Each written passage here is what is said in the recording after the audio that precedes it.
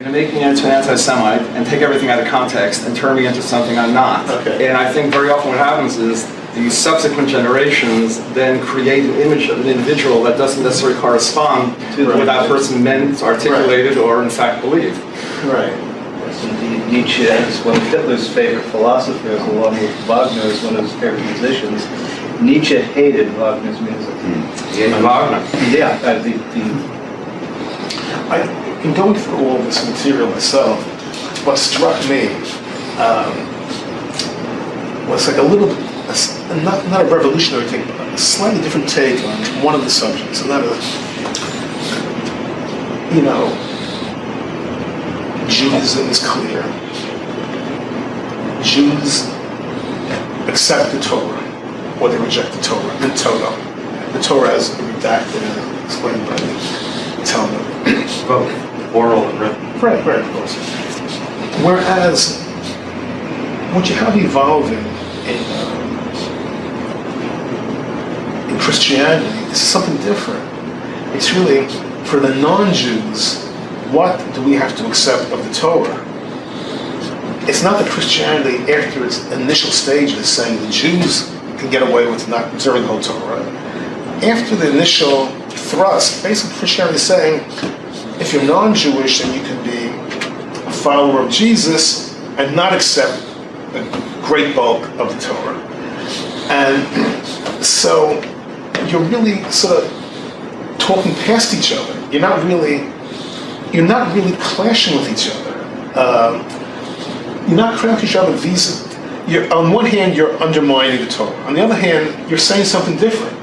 You're saying you can be a follower of Jesus if you're non-Jewish. I'm not trying to justify or defend it. I'm saying it was not, and really is not, a head-to-head clash on some level.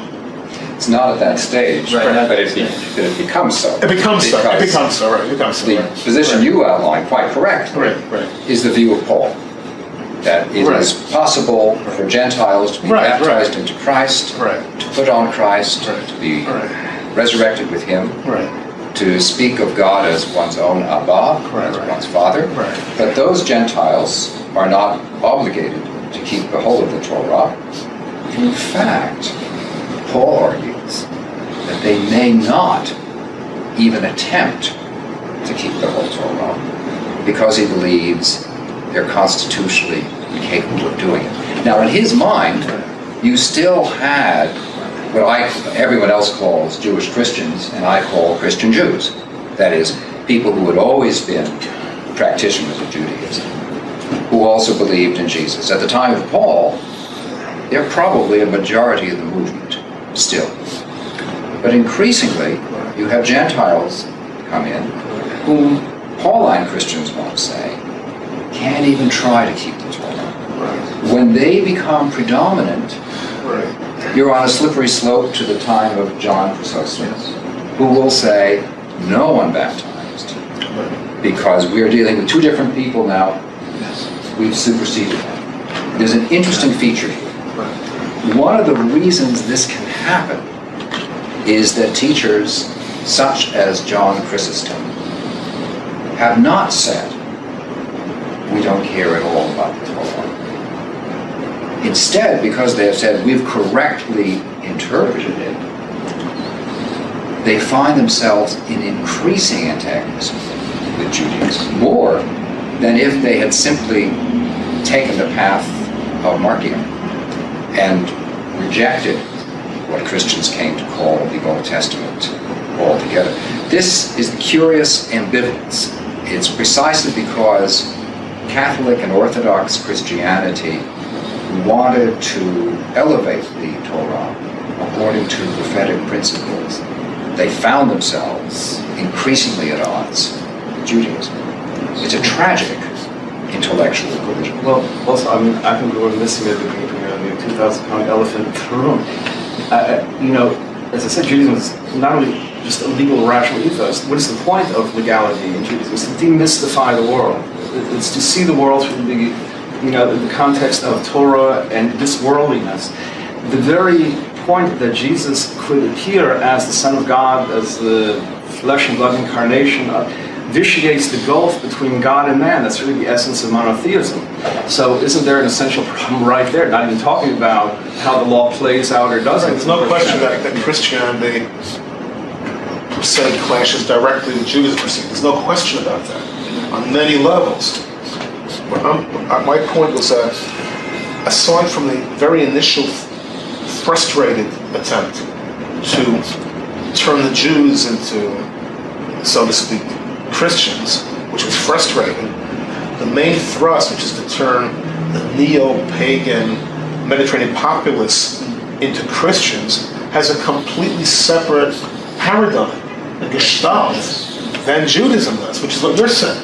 These are totally different strokes for different folks, so to speak. But then, as Dr. Chilton says, you have some protagonists trying to square a circle. And to square the circle, they have to demonize Judaism or undermine Judaism or destroy Judaism 99%, or to achieve clarity with their populace, with their target group, to make certain things very clear. We're good and they're bad. We're legitimate, they're not legitimate. As opposed to saying, we have a different movement which works for us than the movement which works for them. So once you don't say that, even though that's really what was happening, and when with the Christian ascendancy, the stage is set. The stage is set for massive destruction, really, step by step. Yes, it's completely different, but initially, they're targeting different mindsets, different cultural mindsets. That doesn't. I'm not saying that for the sake that gives legitimacy. I'm just saying sociologically that was happening. There was no attempt after the initial foray to turn the Christian, the Mediterranean populace, to have them absorb the headset of your normative Jewish adherents. It's a radically different headset then, and it's probably a radically different headset now, even among non-observant people. Totally, it's a different headset. It's viewing the world through a slightly different, at least slightly different prism. The roots are different, On the one hand, we're all the same. On the other hand, we're different. Well, within Christianity itself, if one goes further in time, then there's a gulf between Catholicism and Protestantism, and that austere Protestant monotheism approaches more the direction of Judaism. It's also true. It's also that's all. I mean, John Calvin's Geneva, is as close as you can get, the Old Testament. Right, there's no question about it. The Newport, Rhode Island situation in early America was very super hospitable towards Jewry, and even the culture pervades to this day, hundreds of years later. And these things tend to feed on themselves. Humanism tends to feed on itself. Non-humanism tends to feed on itself also. We can all get into that rut. If any random target group is demonized at the childhood supper table, it gets inculcated for generations. It's hard to even know where reality is. Once you have it slipping into the system, it's very hard to unwind it. Of course, it has to be unwound. That's part of the reason we wrote the book. That's part of the reason we're all here. Right. Is to try to unwind it to the extent that's legitimate. But and interestingly, the unwinding can result in a mutual support. You're mentioning the example of Rhode Island reminded me of an incident when Jonathan Edwards was visiting Manhattan, then not quite as well developed as it is right now. And where he was staying, he looked out one morning and he saw a rabbi at his devotions in an opposite room. And it struck him and he noted it in his diary. And it became one of those moments that caused Edwards himself to become more intentional about his own life of prayer, with results which were powerfully important for the Great Awakening. I note in my book, not that I'm an expert on childhood development, but, if you inculcate into children of whatever group that X group is demonic, subconsciously, consciously going to carry with them the rest of their lives. And while on the one hand, one has to presume that 99.9% of all children are born with goodwill towards everyone.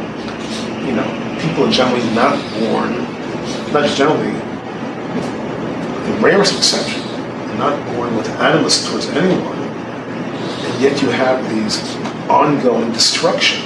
And that's an interesting expression we use in this country. I'm not sure of the origin, but I've always wondered about it. The expression, the devil is in the details. And I always wondered whether the fact that this is somewhat reflective of the Christian attitude towards Jewish rabbinic law and the very detailed considerations of different obligations and prohibitions and so on. Whereas, let's say, Christianity is more of, it has more of a broad moral, context without all the legalism. And that expression, I always wondered what the origin is. But clearly, the devil and the details might very well reflect that, animus or some latent attitude towards Jewish legalism. I want to come back to something you said, David, about excuse me, about the Mediterranean population. Of course, I think important, again, the 2,000-pound elephant in the room is the fact that Judaism itself was very attractive to late pagan antiquity, to people in late pagan antiquity. Because in essence, the Greco-Roman religion, such as it was, had more or less gone as far as it could, and they were looking for something. There was a sense of, we need some kind of spiritual, some kind of framework. Something, because the gods as, people who are venal, mean, etc., just doesn't do it anymore, They're basically big, overgrown children who are constantly whining and etc., and punishing us for their sins. The only thing was, as I recall, there's a very large group of so-called God-fearers, especially in the Eastern Mediterranean basin, that is today Turkey, Lebanon, Syria, Israel, even in Egypt. These were people who kept Jewish law, but didn't finalize, at least for the men, didn't finalize the conversion through circumcision, and thus had an indeterminate status. But Christianity, with its idea that, you can accept all of Judaism, you can be Jewish, you can access the Jewish God and everything, and have this spiritual essence without having to worry about that final step, or even without having to worry about all those devilishly detailed laws and whatnot. You can have it all, as it were.